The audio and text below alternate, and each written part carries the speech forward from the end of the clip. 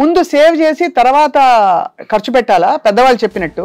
లేదు after all చిన్న జీవితం ఎంజాయ్ కరో అని చెప్తారా మీ సలహా? ఇన్వెస్ట్ ఫస్ట్ స్పెండ్ లేటర్ అంటున్నారు కదా. చాలా మంది ఎస్ఐపీలకు ఆప్ట్ చేసుకుంటారు. Tell us all about SIP, systematic investment plan. 8th wonder of compounding అని చెప్పి కానీ రూపీ కాస్ట్ యావరేజ్ చెప్తారు. కానీ నాకైతే పర్సనల్గా ఇప్పుడు ఒక వ్యక్తి మంత్లీ ఎస్ఐపి చేస్తున్నారు, ఒక 30,000, 50,000, ₹1,00,000 చేస్తున్నారు. ఇతని ఉద్యోగంలో ఇబ్బంది ఏర్పడింది, at the same time market crash అయిపోయింది. గోల్డ్ రేట్ ఇప్పుడు చూస్తే ఇవాళ రేపటి కాలంలో మళ్ళీ ఇంకా పెరగబోతుందని మీరు భావిస్తారా? అందరూ అనుకుంటారు గోల్డ్ ప్రైస్ తగ్గదని ఎక్కువగా నమ్ముతారు. మనం చెప్పినా నచ్చదు గోల్డ్ ప్రైస్ తగ్గుద్దని. అదే నేను ఒక ఆర్నమెంట్ కొంటే గోల్డ్ ప్రైస్ తగ్గినా నాకు తగ్గిందేమీ లేదు, నా ఆర్నమెంట్ నాకుంది. అదే నేను గోల్డ్ బాండ్ కొంటే ఒక ₹10 మ్యూచువల్ ఫండ్స్ పెడితే మనం ఎంత లార్జ్ లో పెట్టాలి, ఎంత మ్యూచువల్ ఫండ్స్ మిడ్ క్యాప్ లో పెట్టాలి, ఎంత దీనిలో పెట్టాలి? ఇప్పుడు నా కూతురు పెళ్లి గురించి, నా కూతురు చదువు గురించి ఇంకో 14 ఏళ్ళు వెయిట్ చేయగలను అంటే ఐ కెన్ గో అగ్రెసివ్ కదా. Maybe small caps mid caps consider చేయొచ్చు. కానీ 3 ఏళ్లలో కూతురు పెళ్లి ఉంది అంటే but even investing in income generating flats అనుకోండి, నాకు ఇక్కడ 30,000 రెంట్ వస్తుంది, ఇక్కడ 25,000 ఈ ఏరియాలో, కానీ దానికి నేను EMIలు కట్టుకోవాలి, ఇచ్చేయాలి. అసలు అలాంటి ఇన్వెస్ట్మెంట్ సౌండ్ ఇన్వెస్ట్మెంట్ సార్? చాలా మంది ఆ రెంట్లు కావాలని చెప్పి ఒక 220 గజాలు స్థలం కొనుక్కొని ఆ ఇండిపెండెన్స్ లో multi floors, multi double bedroom flats కట్టేస్తారు. అన్ని ఫ్లాట్స్ కడితే ఆయన వాచ్మెన్ అవుతాడు. అందరికీ నమస్కారం. I dream special candid conversation కి స్వాగతం, welcome.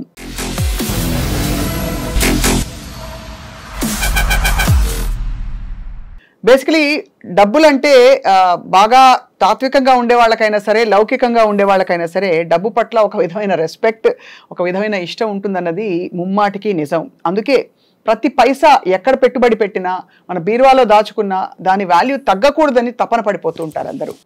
So once again here we are with Ram Prasad garu, అందరికీ సుపరిచిత financial planner, adviser and expert. చాలా మంది చాలా చిన్న తప్పులు చేసి ఇవాళ రూపాయి పెరుగుతుంది అనుకుంటారు, కానీ 10 ఏళ్ల తర్వాత చూస్తే అమ్మో తగ్గిపోయిందా అని అనిపిస్తుంది రియల్ వాల్యూలో. సో ఈ క్వశ్చన్స్ అన్నిటికీ ఆన్సర్స్ చెప్పడానికి రామ్ ప్రసాద్ గారు మరోసారి మనతో ఉన్నారు, వారితో మాట్లాడబోతారు. రామ్ ప్రసాద్ గారు నమస్కారం అండి. సో మీరు నెలకి ఎంత పర్సంటేజ్ సేవ్ చేస్తారు, ఆ సీక్రెట్ చెప్పండి సార్ ఫస్ట్ మీ ఎర్నింగ్స్ లో. అంటే అందుకే నేను నంబర్ అడగట్లేదు, నా ఖర్చులు తక్కువ కనుక చాలా ఎక్కువ చేస్తాను. ముందు సేవ్ చేసి తర్వాత ఖర్చు పెట్టాలా పెద్దవాళ్ళు చెప్పినట్టు? లేదు ఆఫ్టర్ ఆల్ చిన్న జీవితం ఎంజాయ్ కరో అని చెప్తారా మీ సలహా? మీరు అలా అడిగితే అంటే ఇప్పుడు చాలా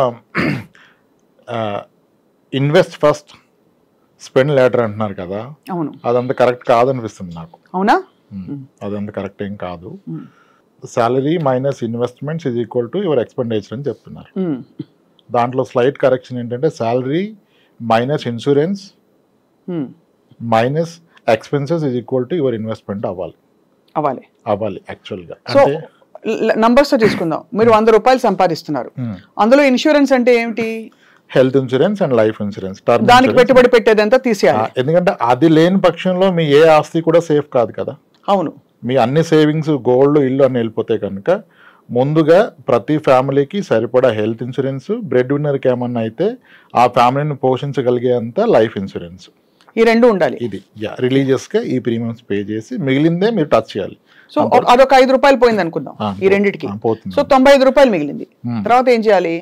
ఆ 95లో ఒక క్వాలిటీ లైఫ్ స్టైల్ లీడ్ చేస్తూ, పిల్లలకి ఒక క్వాలిటీ ఎడ్యుకేషన్ ఇస్తూ, అప్పుడు మిగిలిందే ఇన్వెస్ట్ చేద్దాం. ₹65 అనుకోండి దానికి మొత్తం, పిల్లల ఎడ్యుకేషన్, ఇంటి రెంట్, లేకపోతే ఇంటి EMI అన్ని కలుపుకుని పోతే ₹65 పోయింది. సో 65 ప్లస్ మనకి ఇదంతా పోను మిగిలిన 35 ఏదైతే ఉంటుందో అది ఆ 30 ఇన్వెస్ట్ చేసుకోవాలి, ఆ ₹30 ఇన్వెస్ట్ చేసుకోవాలని చెప్తున్నారు. అది ఇప్పుడు అసలు పాయింట్కి వద్దాం. ₹30, ₹20 చేతిలో మిగిలినప్పుడు రామ్ ప్రసాద్ గారు చాలా మంది SIPలకు ఆప్ట్ చేసుకుంటారు, ఎందుకంటే మనకి దాదాపు ఈజీ లిక్విడిటీ ఉంటుంది అండ్ మనం ఎంత ఎలా కావాలో ఎంత రిస్క్ తీసుకుంటున్నామో ప్లాన్ చేసుకోవచ్చు. Tell us all about SIP, systematic investment plan. Primary confusion, అందరూ మ్యూచువల్ ఫండ్స్ వేరు SIP వేరు అనుకుంటారు. Systematic investment plan is investing in mutual fund in a systematic way. వాయిదా పద్ధతిలో అప్పులు కొట్టుకోవడం అలవాటు అయింది, ఇప్పుడు వాయిదా పద్ధతిలో పెట్టుబడి పెట్టడమే SIP. Most popular is monthly SIP. ఈ మ్యూచువల్ ఫండ్లో అందరూ ఎయిత్ వండర్ ఆఫ్ కాంపౌండింగ్ అని చెప్పి కానీ రూపీ కాస్ట్ యావరేజింగ్ చెప్తారు, కానీ నాకైతే పర్సనల్గా లిక్విడిటీ ఈజ్ పవర్ అనిపిస్తుంది. ఓకే, ఇప్పుడు ఒక వ్యక్తి ₹1,00,000 జీతం ఉంది, అతని మినిమం సర్వైవల్ ఖర్చులు 30,000 ఉన్నాయనుకోండి. బేర్ మినిమం బ్రతకడానికి 30,000 అవుతుంది. ఫుడ్, జస్ట్ హోమ్లీ ఎక్స్పెన్సెస్కి, ఎడ్యుకేషన్ కాకుండా పిల్లలది 30,000 అవుతుంది. ఈ వ్యక్తి కనుక ఒక 30,000 పర్ మంత్ ఎస్ఐపి చేస్తే SIP is completely liquid. At any point of time ఎంత మేరకు కావాలి అంత తీసుకోవచ్చు, ఏ రోజైనా తీసుకోవచ్చు, ఈ రోజు పెట్టి రేపు తీసుకోవచ్చు. ఇప్పుడు ఏమవుతుంది, ఒక వ్యక్తి ఖర్చులు 30,000, ఇతను మంత్లీ 30,000 లాస్తున్నాడు, which is in liquid form. That means technically is buying 1 future month every month. ఇతను కనుక ఈ మంత్లీ ఒక మంత్ కొనుక్కోవటాన్ని ఒక 50 నెలలు కంటిన్యూ చేయగలిగితే ఇతని పాకెట్లో 50 నెలలు ఉన్నాయి. అదే, that is freedom, that is wealth. మీకు ఎంత ఆస్తుంది కాదు, ఎంత టైం మీ పాకెట్లో ఉంది. టైమ్ ఈజ్ ఫ్రీడమ్ కదా. అవును, ఇట్స్ నాట్ మనీ. ఆ లిక్విడిటీ ఈజ్ ది పవర్. అందుకని ఎస్ఐపి ఇంత ప్రమోట్ చేస్తున్నారు. పీపుల్ ఎక్స్పీరియన్స్ అయిన వాళ్ళు కూడా దాన్ని అంతగా ఇష్టపడుతున్నారు. అదే, ఇప్పుడు అది లాభాలు నష్టాలు పక్కన పెడితే మార్కెట్ వల్ల కొంచెం అప్ అండ్ డౌన్ అవ్వచ్చు కనుక, కానీ మీ అవసరానికి అయితే ఆదుకుంటుంది. అండ్ ఇంకొక గ్రేట్ ఫీచర్ ఏంటంటే, ఇప్పుడు ఒక వ్యక్తి మంత్లీ ఎస్ఐపి చేస్తున్నారు, ఒక 30,000, 50,000, ₹1,00,000 చేస్తున్నారు, ఒక 24 నెలలు పెట్టారు, ఇతని ఉద్యోగంలో ఇబ్బంది ఏర్పడింది. At the same time market crash అయిపోయింది. సో రౌండ్ ఫిగర్ 1 lakh, 24 నెలలు 24 లక్షలు పెట్టారు. అది ఎర్లియర్ మార్కెట్ బాగుండటం వల్ల 29-30 లక్షలకి వెళ్ళిపోయింది. ఇప్పుడు మార్కెట్ క్రాష్ అయిపోయి 20 లక్షలకి లేదా 19 లక్షలకి వచ్చేసింది. ఈ అవకాశం ఉంది. ఇన్వెస్ట్ చేసింది 24 లక్షలు, ఇది వెనక్కి వచ్చి 19 లక్షలు అయింది. అది కూడా కొంతకాలం తర్వాత, 22 సంవత్సరాల తర్వాత. అంటే మామూలుగా ఊరికే దాన్ని పడేసి ఎక్కడో ఎఫ్డీలో పడేసి పెట్టినా కూడా ఎంతో కొంచెం అంత పెరిగి వచ్చేది. ఇప్పుడు ఈయన ఇక్కడ పెట్టడం వల్ల తగ్గింది. ఆ రోజు ఈయనకి ఇబ్బంది వస్తే, ఇబ్బంది ఎన్ని రోజులు ఉంటుంది, ఒక జాబ్ లో గ్యాప్ వస్తే మేబీ 6 months, మేబీ 8 months. అంటే ఇతనికి అవసరం యాక్చువల్గా 6 లక్షలు లేదా 8 లక్షలు లేదా నెలవారీ 1 లక్ష. ఇప్పుడు అతనికి ఉన్న 19 లక్షల్ని ఒకటి తీసుకోవచ్చు, కానీ రేటు తక్కువలో ఉంది కనుక తీసుకుంటే దానికి నష్టం. అప్పుడు దానికి ఎగెనిస్ట్ గా లోన్ తీసుకోవచ్చు. ఓహో, బంగారం మీద ఎలా లోన్ తీసుకున్నాం, మ్యూచువల్ ఫండ్లు కూడా అలానే లోన్ తీసుకోవచ్చు. అప్పుడు నేను నా ఇన్వెస్ట్మెంట్ డిస్టర్బ్ అవ్వట్లేదు. ఇప్పుడు తక్కువ రేట్లో ఉంది కనుక లోన్ తీసుకొని రేపు పెరిగా కావాలంటే లోన్ క్లోజ్ చేసుకోవచ్చు. అది ఎలా క్యాలిక్యులేట్ చేస్తారు సార్, దాని యొక్క ఇంట్రెస్ట్ కానీ? Interest very reasonable. Like personal loans కన్నా కాస్త తక్కువలో ఉంటుంది, 10%, 10.5%. అది అనే డైలీ బేసిస్ కౌంట్ చేస్తారు. You need not to pay EMI. ₹1,00,000 తీసుకుంటే రోజుకి ఇంత అని పే చేయాలి. ఎన్ని రోజులు వాడితే అన్ని రోజులకి కడతారు. ఓడి లోన్ లాగా ఓవర్ డ్రాఫ్ట్ లోన్ ఇస్తారు కదా, అలా. అది కూడా చాలా గ్రేట్ ఫీచర్. మొత్తం అలా తీసేసుకోకుండా దాని మీద లోన్ తీసుకుని మళ్ళీ అది సహజ స్థితికి వచ్చి పెరిగాక అప్పుడు లోన్ క్లోజ్ చేసి విత్డ్రా చేసుకోవడం, కంటిన్యూ చేయడం చేయాలంటారు మీరు. ఆ నష్టంలో కూడా నష్టాన్ని మనం తీసుకోవట్లేదు. డబ్బు తగ్గిన మాట నిజం, ఆ తగ్గిన రేట్లో కొనట్లేదు కదా. ఇప్పుడు గోల్డ్ 7,000 గ్రాము కొన్నాను, రేపు 6,500 లేదా 6,000 అయింది. ఆ రోజు నాకు డబ్బు అవసరం ఉంటే నేను దాన్ని 6,000కి అమ్మితే నాకు నష్టం గ్రాముకు ₹1,000. అదే దాన్ని నేను లోన్లో పెట్టి తీసుకుంటే డబ్బు అంతే కదా. ఇంకోటి, ఈ లోన్ తీసుకునే క్రమంలో మనకి నార్మల్గా మనం లోన్ అనగానే పర్సనల్ లోను, హోమ్ లోన్ అంటే మీకు సిబిల్ ఉందా, ఇన్కమ్ ఉందా, ట్రాక్ రికార్డ్ ఎలా ఉంది అంటారు. ఇక్కడ ఏం అవసరం లేదు, నో సిబిల్, నో ఇన్కమ్. కరెక్టే కదా. అది అద్భుతంగా పనికొస్తుంది చాలా మందికి. ఇది చాలా మందికి ధైర్యాన్ని ఇస్తుంది. ఇవాళ రేపు మీ లైఫ్ లో రిస్క్ ఏంటి అంటే అందరు చెప్పేది జాబ్ పోతే ఏమవుతుంది, జాబ్ పోతే you get free time, you can go on vacation. How can it be? మీ డబ్బు ఉంటే వెళ్ళొచ్చు. జాబ్ పోతే భయం ఏంటి, జాబ్ పోతే హ్యాపీనే, ఇంట్లో ఉండే హ్యాపీగా రావాలి. కానీ ఎలా లైవ్లీహుడ్ అంటారు కదా, దానికి ఇది బాగా హెల్ప్ అవుతుంది. అవును. ఇప్పుడు 24 నెలల్లో 24 లక్షలు పెట్టారు ఒక వ్యక్తి, ఇంకో వ్యక్తి 24 నెలల్లో 24 లక్షలు ఒక చిట్టి ముందుగా పాడి ఒక స్థలం కొన్నాడు అనుకోండి. అవును, ముందుగా చిట్టి పాడి 30 లక్షల చిట్టి 25 లక్షలకు పాడి స్థలం కొన్నాడు, దాన్ని చిట్టి కడుతున్నాడు. ఆయన చిట్టి కట్టం అయిపోయింది, ఈయన 24 లక్షలు మ్యూచువల్ ఫండ్ లో పెట్టాడు. రేపు మార్కెట్ బాగోలేదు, రెసిషన్ వచ్చింది, క్రాష్ అయితే రియల్ ఎస్టేట్ కూడా పడిపోతుంది. కానీ ఫట్టుమని దానికి మీకు బయ్యర్ దొరకడు. ఎక్కడో కొన్న స్థలం మీద మీకు లోన్ రాదు. అసలు రియల్ ఎస్టేట్ అంటేనే ఇప్పుడు భయం వేస్తుందండి బాబాయ్. లాస్ట్ టైం అంటే మామూలుగానే అసలే దాని టైటిల్ సరిగ్గా ఉన్నాయా అవన్నీ ఒకటి, రెండోది వెంటనే పోదు, చాలా కష్టం కాదు, ఎప్పటికీ పోదు. అది అదే అమ్మే వాళ్ళకి తెలుస్తుంది, పైన అమ్మనంత వరకు ధైర్యంగా ఉంటాం. అండ్ మనం ఏదో పడి అక్కడ దొరుకుతామా అంటే అది కాదు. ఏం చేసుకుంటాం? అదొక illiquid asset. It is not a usable asset. Non usable, non available, you need to carry it. అవును, చాలా మంది వీళ్ళు అమ్మలాగా పిల్లకి అంటగడతారు. అవును, ఆస్తి ఇచ్చాం అనుకుంటారు, రేపు వాళ్ళు మనం తిరిగి తిడతారు, ఎందుకు ఇలా ఇచ్చావని. ఈ పోంది నాకెందుకు ఇచ్చావు, ఎవరు కాపలా కాస్తారు, ఎవరు చూస్తారు. సో ఇప్పుడు అర్థమైంది ఏంటంటే దట్ మనం లిక్విడ్ ఎంత దగ్గరగా లిక్విడ్గా సేఫ్గా పెట్టుకుంటే అంత బెటర్ అని. ఈ పాయింట్ లో సార్ ఇప్పుడు గోల్డ్ చాలా పెద్ద టాపిక్. ఇన్ఫాక్ట్ లాస్ట్ టైం మనం గోల్డ్ గురించి మాట్లాడితే పిచ్చి పిచ్చిగా చూసారు జనం.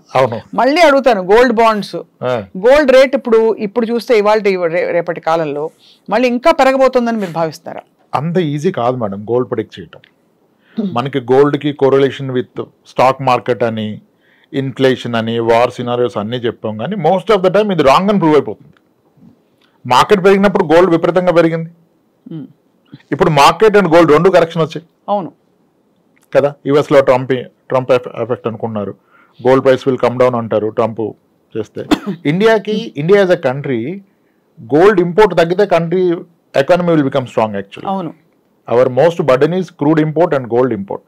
కానీ గోల్డ్ని మనం అంత ఈజీగా కంట్రోల్ చేయలేం ఇంపోర్ట్ని కదా.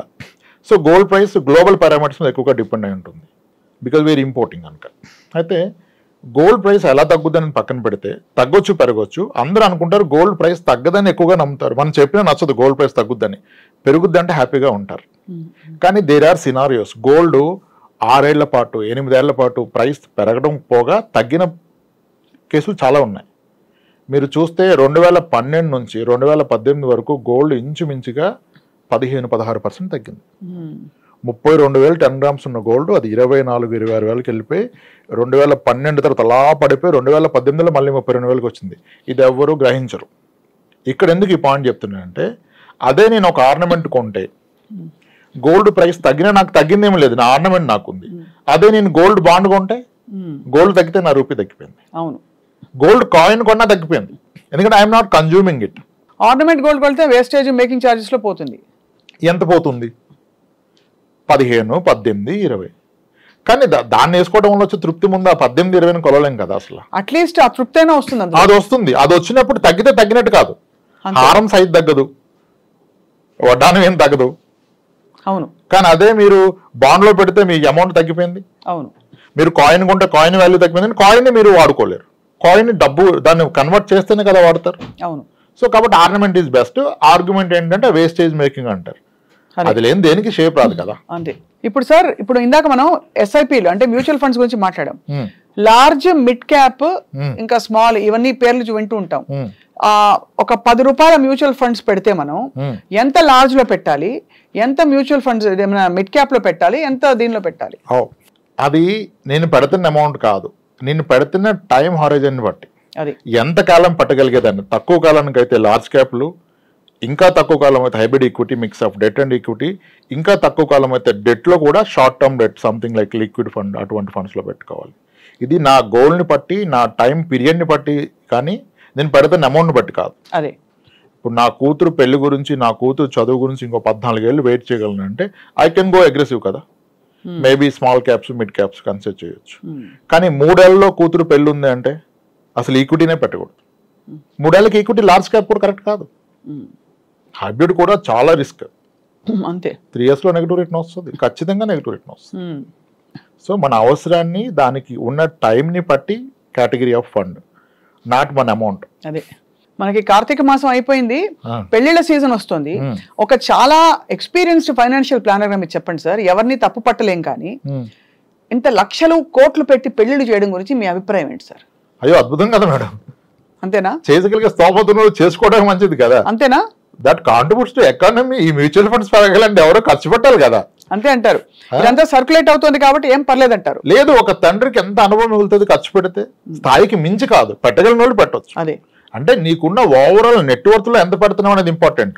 ఎవరి స్థాయికి వాళ్ళకి. 10 కోట్లు ఆస్తున్న వ్యక్తి దాంట్లో ఒక 5% ఖర్చు పెట్టుకుంటే అతనికి లైఫ్ టైం అచీవ్మెంట్. సో మీ దృష్టిలో ఒక నెట్వర్క్ లో ఒక 10% వరకు ఓకే, అంతేనా? మీకు ఓన్లీ కిడ్ ఉంటే, 2 కిడ్స్ ఉంటే ఆ 10లో 2ది పెట్టుకోండి, అంతే. It again depends. యాక్చువల్గా ఇప్పుడు అందరి దగ్గర డబ్బు ఉందండి, ఈ డబ్బుని ఇంకా పెంచుతా అంటున్నారు, కానీ ఈ డబ్బును అనుభవించగలనా, నాకున్న లైఫ్ టైం అంతా. ఇక్కడ క్వశ్చన్ మీకు ఎంత ఉందని కాదు, మీరు మీ డబ్బును క్రాస్ చేస్తారా, మీ డబ్బు మీ జీవితాన్ని క్రాస్ చేస్తుందా? The day you get to know మీ డబ్బే మీకన్నా ఎక్కువ రోజులు మిగిలిపోద్ది అన్నప్పుడు ఇంకా మీకు దేనికి వరి ఖర్చు పెట్టండి, హ్యాపీగా ఖర్చు పెట్టుకుని అంతే. You can create wealth for others at least in the process. మనకి మంచి లైఫ్ పెట్టుకోవచ్చు. ఇది చాలా రెవల్యూషనరీ అప్రోచ్ అండి. ఎందుకంటే నేను ఇంతవరకు విన్న ఫైనాన్షియల్ ప్లానర్స్ అందరూ ఇంకా దాచు అని అడ్వైస్ ఇచ్చేవాళ్ళు చూశాను తప్ప. అయ్యో ఎలా చెప్తున్నారు మీరు, అంబానీ అంత నెట్వర్క్ కావాలంటే రాబోయే 40 ఏళ్ళు నెలకింత పెట్టండి అంటారు. ఈ రోజు అంబానీకి ఉన్న నెట్వర్క్ మీరు మాట్లాడుతుంది, 40 ఏళ్ళ తర్వాత ఆ నెట్వర్క్ కి వాల్యూ ఉండదు బికాస్ ఆఫ్ ఇన్ఫ్లేషన్. మీరెందుకు ఆయనతో పోల్చుకుంటున్నారు? కాబట్టి ఆ రిస్క్ ని, ఆ వర్తమానాన్ని, భవిష్యత్తుని బ్యాలెన్స్ చేసుకుంటూ ఉండడమే సౌండ్ ఫైనాన్షియల్ ప్లానింగ్. ఇక్కడ చాలా ఇంట్రెస్టింగ్ పాయింట్ ఒకటి అడుగుతాను రామప్రసాద్ గారు. రియల్ ఎస్టేట్ అనగానే అందరూ ఎగిరి గంతులు వేస్తారు, డబ్బులు పడేసి ఉంచుతాము. ఇందాక మీరు ల్యాండ్ గురించి చెప్పారు, but even investing in income generating flats అనుకోండి, నాకు ఇక్కడ 30,000 రెంట్ వస్తుంది, ఇక్కడ 25,000 ఈ ఏరియాలో, కానీ దానికి నేను EMIలు కట్టుకోవాలి, ఇచ్చేయాలి. అసలు అలాంటి investment sound investment sir? It's all case to case. ఇప్పుడు 60 ఏళ్ళ వయసు దగ్గర పడుతున్న వ్యక్తి అతని దగ్గర డబ్బు పెట్టుకుంటే పిల్లలు అడుగుతారు. అదే ఒక ఇల్లు కొని పెట్టుకుంటే నేను పోయాక ఇస్తానంటే అప్పటి వరకు ఈయన రెంట్ అనుభవిస్తాడు. అవును. ఇప్పుడు పిల్లోడికి పెళ్లి చేసిన వ్యక్తి ఆయన డబ్బు పెట్టుకుంటే ఆయన ఇల్లే పెట్టుకోవాలి. మీకు ఏముంది అంటే ఏదీ లేదు నాకు పిల్లమంటే ఎవరిస్తారు? అంతే కదా. మీరు అంటే ఇల్లు ఉంటేనే ఇస్తారంటే తప్పది. ఇప్పుడు ఒక అమ్మాయి తండ్రి గానో అన్నగానో అతను నా చెల్లి కానీ నా కూతురు వెళ్తే ఎలా ఉంటుందని ఆలోచిస్తాడు కదా. కాబట్టి ప్రతిదినం ఇప్పుడు ఇల్లు కొనాలా వద్దా, ఇన్వెస్ట్ చేయాలంటే ఇప్పుడు ఏంటి మనం ట్రెండ్ చూస్తున్నాం. చాలా మంది ఐటీలో చేస్తున్నారు, 34-35 ఏళ్ళ వయసు వచ్చింది, పెళ్ళిళ్ళు అవ్వలేదు. అలానే వాళ్ళు చేసుకోవాలని ఉన్నారు, సరైన మ్యాచ్ రావట్లేదు.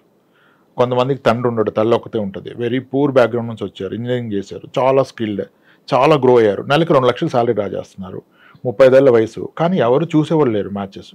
ఎవరు వచ్చినా అతనికి ఏమీ సరిగ్గా కనపట్లేదు. ఊర్లో చిన్న ఇల్లు ఉంటుంది, ఇతనికి వస్తున్న 2 లక్షల శాలరీ ఎక్కడ రిఫ్లెక్ట్ అవ్వట్లేదు. ఇతను ఎక్కడో ఇన్వెస్ట్ చేసి మ్యూచువల్ ఫండ్ లో ₹1,00,00,000 ఎఫ్డీలో ఉంటుంది, సేవింగ్స్ ఫండ్ లో 80 లక్షలు ఉంటుంది, కానీ ఎవరికి చూపిస్తారు, ఎలా చెప్తారు? అప్పుడు మీరు ఇల్లే కొనాలి. అవును. అతను ఫస్ట్ ఒక మంచి ఇల్లు, దాంట్లో ఒక అద్భుతమైన ఫర్నిచరు, అత్యద్భుతంగా గృహప్రవేశం చేసి అతని రిలేటివ్స్ చూపిస్తే అప్పుడు వాళ్ళకి ఒక నమ్మకం వస్తుంది, అప్పుడు ఏమన్నా ముందుకు వస్తారు. నువ్వు అంత బాధ మనసులో పెట్టుకొని అవ్వట్లేదని, ఇంకా అవుతుందా లేదన్న భయంతో ఉంటే నీకు హెల్త్ పాడైపోతుంది. నువ్వు సాలబిలిటీ లేదు కదా. అవును. ఏం చూసిస్తారు? కరెక్ట్. బ్యాంక్ అకౌంట్ బ్యాలెన్స్ ఎవరు చూడరు కదా. ఇప్పుడు అది అయిపోయింది, మొదటి పర్పస్ అయిపోయింది. నేను చాలా మంది చెప్తాను, ఇన్వెస్ట్ చేస్తాంటే వద్దు ఆపేసేయండి, ముందు మీ మీద ఇన్వెస్ట్ చేసుకోండి, మంచి కారు కొనండి, మీ అమ్మగారికి పలానా నగలు చేపించండి, మీరు ఇల్లు కొని ఇంట్లో అద్భుతమైన ఫర్నిచర్ పెట్టండి, పెళ్లి చూపులు మీ ఇంట్లో పెట్టుకోండి, చూపించండి, తీరాలి, అవి ఉండాలి, తప్పే ఉంది కదా. అది చేశాక నేను ఇంకొక ఇల్లు కొంటానంటే అప్పుడు పెట్టుబడి పరంగా ఆలోచించాలి. నేను పెట్టే పెట్టుబడి ఎంత, నాకు వచ్చే రేట్ని ఎంత. మొదటి ఇంటికి పెట్టుబడి కాదు, అది మీ కన్జంప్షన్. అవును. ఇలా అంటే ప్రతి వ్యక్తికి, ఇప్పుడు పెళ్లి కాని వ్యక్తి ఇల్లు కొంటే తప్ప అవ్వదు, వయసు దాటిపోయాక. సార్ ఇవాళ రోజుల్లో డబ్బులు చేతిలో ఫ్రీగా ఉంటే తప్ప 1.5 కోటి పెట్టందే ఒక మామూలు ఫ్లాట్ కూడా రావట్లేదు. అంటే ఒక ఇన్కమ్ జనరేటింగ్ ఫ్లాట్ రావట్లేదు. మిగతా చోటంతా 10,000, 15,000 రెంట్, అది ఏ మూలకి పనికిరాదు. ఓ 40,000 రూపాయలు రెంట్ రావాలంటే 1.5 crores మినిమం పెట్టాలి కదా. మరి దానికి కనీసం ఎంత మధ్యతరగతి వాళ్ళు చూసుకుంటే కనీసం ఎంత పెట్టుబడి డౌన్ పేమెంట్ పెట్టినా ₹1 కోటి అయితే వాళ్ళు లోన్ తీసుకోక తప్పదు. సో మీకు వచ్చే రాబడి 40,000 రెంట్ వర్సెస్ మీరు ఇంట్రెస్ట్ ఎంత కడుతున్నారు EMI చూస్తే అది సరితూగుతుందా? ఇది చాలా బండ లెక్కలు అడిగాను నేను మిమ్మల్ని. లేదు, మీరు వేసింది మంచి లెక్క. ఇప్పుడు దీని మీద నడుస్తుంది, ఏమంటారు, fools build house, wise people live in that. Fools build houses, wise men live in them. Actually, if you see, sir, it's a beautiful thing.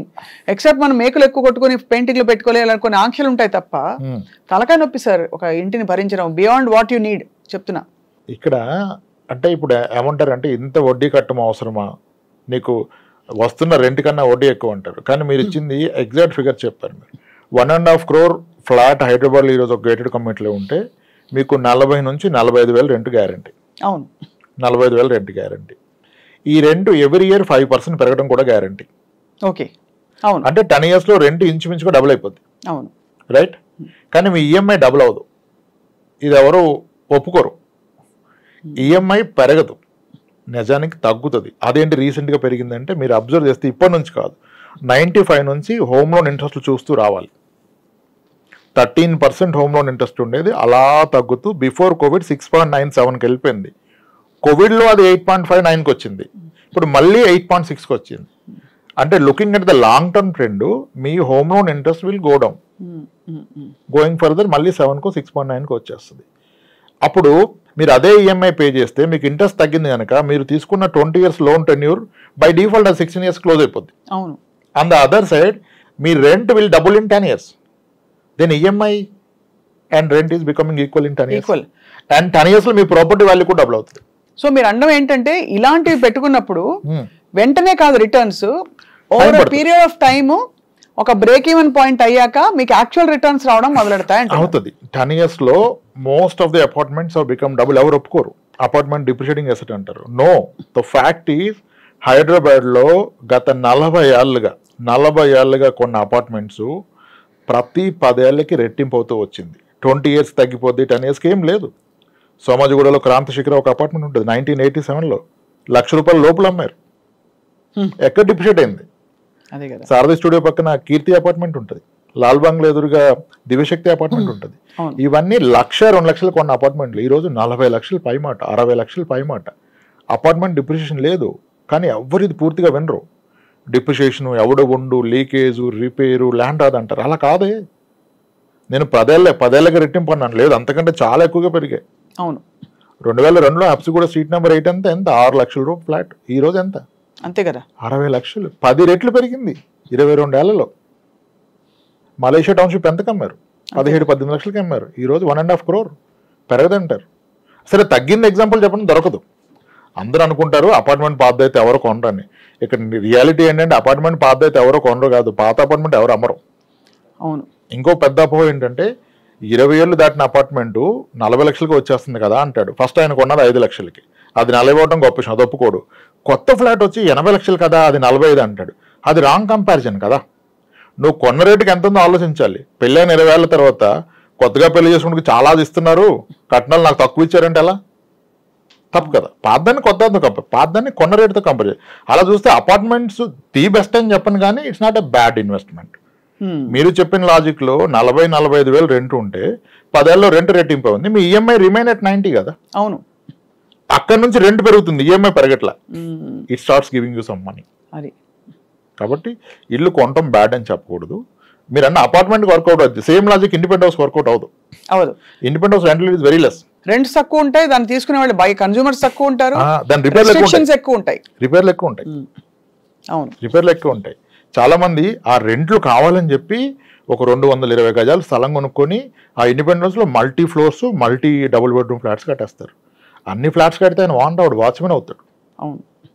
ఎంత టెన్షన్ అంతమంది టెనెంట్స్కి సర్వీస్ ఇవ్వాలంటే. పొద్దున్నే మోటార్ కాలిపోతే ఎవడు ఆ రోజు జాబ్ మానుకోవాలి?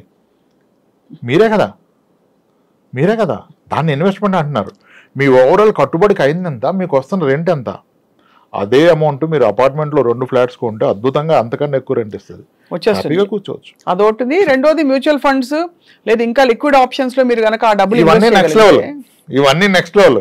మనకు తెలిసిన దాంట్లో మాట్లాడితే అది వాడుతున్నాం. These all next level. చాలా సౌండ్ అడ్వైజ్. అయితే ఫైనలీ సార్ రాంప్రసాద్ గారు, ఇవాటి శీర్షికకి ముగింపు పలికేలోపు రిటైర్మెంట్ ప్లానింగ్ అని ఇప్పుడు మనకి ఇండియాలో కూడా బాగా ఊపందుకుంటుంది. How should middle class working professional plan for their retirement? అంటే ఆ ప్రాసెస్ ఏంటి? ఉదాహరణకి ఇద్దరు పిల్లలు 10వ తరగతి 8వ తరగతి వయసులో ఉన్నారనుకోండి. వాళ్ళ చదువులు పూర్తవ్వాలి, వాళ్ళ పెళ్లిళ్ళు పూర్తవ్వాలి. అయ్యాక వీళ్ళకి కొంచెం మిగలాలి. ప్రైవేట్ సెక్టర్ కాబట్టి మోస్ట్ లైక్లీ పెన్షనబుల్ జాబ్ కాదు. ఎలా ప్లాన్ చేసుకోవాలి? ఇప్పుడు నాకు 60 ఏళ్ళు వచ్చాక నాకు ఎంత డబ్బులు ఉంటే అమ్మ నేను సేఫ్ అని అనుకోవచ్చు, నేను స్వప్నని అనుకోండి, లేదు మా ఇతను అనుకోండి. ఎలా ప్లాన్ చేసుకోవాలంటే మేడం, ప్రయారిటీ చేసుకున్నప్పుడు పిల్లల చదువులు పెళ్ళిళ్ళు పక్కన పెట్టయితే రిటైర్మెంట్ పెట్టుకోవడం అవ్వదు. ఈ ప్రాసెస్లో ఎంప్లాయీ ప్రావిడెంట్ ఫండ్ కూడా ఎవరు ఉంచట్లేదు, బ్యాలెన్స్ తీసేస్తున్నారు. వీళ్ళకి రియలైజ్ ఎప్పుడు అవుతారంటే 50 years వచ్చాక రియలైజ్ అవుతారు. అంటే మీకు రన్వేలో చాలా తక్కువ స్పేస్ ఉంటుంది, you need to take off. అవును, డిఫికల్ట్ అయిపోద్ది అప్పుడు, యూ కాంట్. సో అందుకనే ఆ ఆలోచన ఎర్లీగా వస్తే you will able to make something. అదే మీరు అన్నట్టు మ్యూచువల్ ఫండ్స్ పడేసి పెట్టడం, దానిలో ఏదైనా కానివ్వండి, ఫస్ట్ వీ షుడ్ రియలైజ్ నా రిటైర్మెంట్ నాటికి నా నెలవారీ ఖర్చు ఎంత ఉంటుంది. ఈ లెక్కలో తప్పిపోతారు. ఫస్ట్ ఈ లెక్క తప్పని ఇంకేమి చేయలేరు. ప్రతి 10 ఏళ్ళకి ప్రతి ఫ్యామిలీ ఖర్చులు మినిమం రెట్టింపు అవుతాయి. నిజానికి 3 times పెరుగుతున్నాయి రెట్టింపు. ఇప్పుడు 30 ఏళ్ల వ్యక్తికి కనుక నెలవారీ ఖర్చు 30,000 ఉంటే 30,000 ఉంటుంది కదా. అవును. 40 సంవత్సరాలు వస్తే నెలవారీ ఖర్చు 60,000, 50 ఏళ్ళు వస్తే 1,20,000, 60 ఏళ్ళు వస్తే 2,40,000 నెలవారీ ఖర్చు అవుద్ది. అది అవదంటాడు ఆయన. అంత అవుతుందా? అంత అయితే ఎవరిని బతుకుతారా అంటాడు. అది అంత అవుతుందో లేదో మీ నాన్నగారు 30 yearsకి ఎంత అయింది, ఇప్పుడు 60,000 ఎంత అవుతుందో చూడు తెలిసిపోద్ది. సో ఇవాళ నా ఖర్చులు చూసుకుని నేను ఒక 20 ఏళ్ల తర్వాత నాకు ఎంత కావాలో చూసుకోవాలి. 4 రెట్లు 4 రెట్లు చూసుకోవాలి. ఆ 4 రెట్లు ఇచ్చే సాధనం ఏముంది? 4 రెట్లు ఉంటుందా సార్? ఖచ్చితంగా అంతకంటే ఎక్కువ ఉంటుంది. సో ఇవాళ ఫర్ ఎగ్జాంపుల్ ఇవాళ ఒక 60,000 ఖర్చు పెడితే నేను నెలకి నాకు 2,40,000 కావాల్సి ఉంటుంది. ఖచ్చితంగా కావాల్సింది. అది లోయర్ సైడ్, అది సరిపడదు నిజానికి. నమ్మరని అబద్ధం చెప్పినట్టు అయిపోయింది పరిస్థితి. 30 ఏళ్ల క్రితం సరాసరి 1,000 రూపాయల్లో చాలా అద్భుతంగా బ్రతికేవాళ్ళు. ఈ రోజు 30,000 లేకుండా బ్రతకగలరా? అంటే ఆ రోజు నెలకు ఎంత అయిందో ఇప్పుడు రోజుకి అంత అవుతుంది. This is inflation.